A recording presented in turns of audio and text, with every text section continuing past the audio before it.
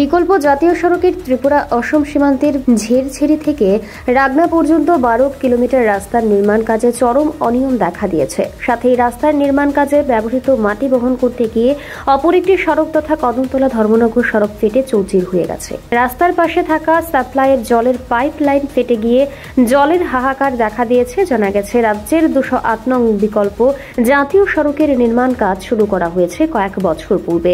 তখন ত্রিপুরা আসাম সীমান্তের ঝেরঝেরি থেকে রাগনা পর্যন্ত প্রায় 12 কিলোমিটার নির্মাণ কাজের বরাত প্রায় বহিরাজ্যের একটি নির্মাণ সংস্থা। কিন্তু ওই 12 কিলোমিটারের ভেতরে কিছু জায়গায় নরম ও কাদাযুক্ত মাটি থাকায় নির্মাণ সংস্থাটি কিছু কাজ করে লাপাত্তা হয়ে যায়। পরে পুনরায় ওই 12 কিলোমিটারের জন্য ইয়োগা ইকোপেজেস LLP নামক বহিরাজ্যের অপর একটি নির্মাণ সংস্থাকে কাজের বরাত দিলে নির্মাণ সংস্থা কাজের হাত লাগায়। কিন্তু কাজে লাগার পর থেকে 12 কিলোমিটার সড়ক তৈরি করতে বাইরে থেকে ওভারলোড বোঝায় মাটির গাড়ি আনতে গিয়ে আশেপাশের রাস্তাঘাট ভেঙে চুরমার হয়ে যায়। ভেঙে যায় সাপ্লাইয়ের জলের পাইপলাইন, সাথে ধুলোবালির যন্ত্রণায় অতিষ্ঠ হয়ে পড়েন কদমতলা সহ ওই 12 কিলোমিটার নির্মীয়মান পথের কাছে থাকা গ্রামের জনগণ। এই নিয়ে প্রতিবাদ সহ পথ অবরোধ করা হয়।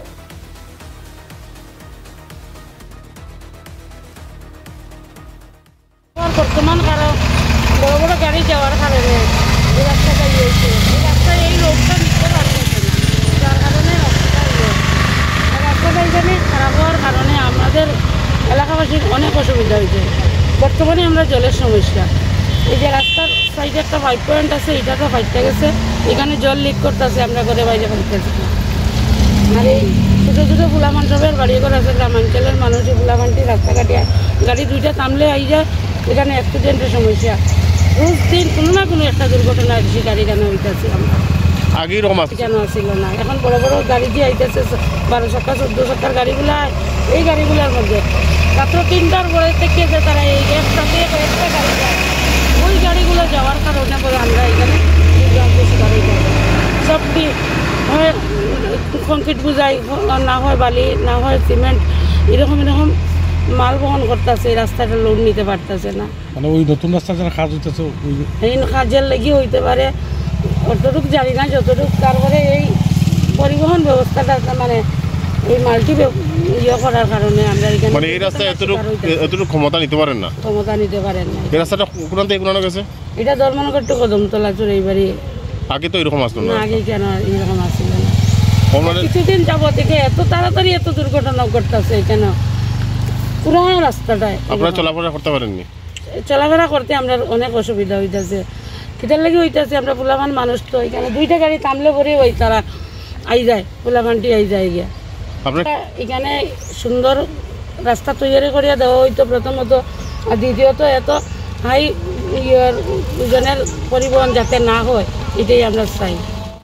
আমরা ছোটো গাড়ি ড্রাইভার, আমরা এত দূরে যাইতে পারি না, সাথে থেকে মাল নিয়ে আসি। এই 12 চাকা 16 চাকা 18 চাকা 50 টন 60 টন মাল লই, এটা তো 50-60 টনের রাস্তা নাই। যদিও তারা যাইতে পুরা রাস্তাটা একবারে ডাবাইয়া যার গিয়া, এটার এত বড় বড় গাড়ি যার ওইটার লাগিয়া রাস্তাটা ডাবিয়ে যার। দেখুন আজকে আমার গাড়ি পুরা গাড়িটা কীভাবে হয়েছে, এখন ফাল্টি খাইলি তো, এখানে যদি ফাল্টি খাইলায় পুরো রাস্তাও ব্লক হইব। পুরা রাস্তার মধ্যে আমরা হয়রানি শিকার করি। আর মানে এইরকম রাস্তা বড় বড় গাড়ি যখন যাইতে আছে, পুরো রাস্তাটা ভাঙি একবারে ড্যামারেজ করে। আর এটা তো চলে, যদি সরকারের কোনো পদক্ষেপ না নেয়, তো আমরা এইরকম রাস্তার মধ্যে হয়রানি হই আর অ্যাক্সিডেন্ট করি আর মরি, আর আমরা মরতেও বাধ্য। যোগা ইকোপিডি LLP, হ্যাঁ LLP পুরো নামটা একবার বলুন। যোগা ইকোপিডি LLP। আপনারা কতটুকু থেকে কত কাজ পেয়েছে? আমরা কুটি ব্রিজ থেকে রাংনা কত কিলোমিটার?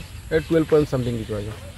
ব্যাপারটা হচ্ছে এই রাস্তার কাজ করতে গিয়ে আপনারা ওভারলোড মাটি টানছেন, দিনের বেলা রাতের বেলা বিভিন্ন কনস্ট্রাকশনের মালামাল টানছেন, এতে রাস্তা খারাপ হয়ে দুর্ঘটনা ঘটছে।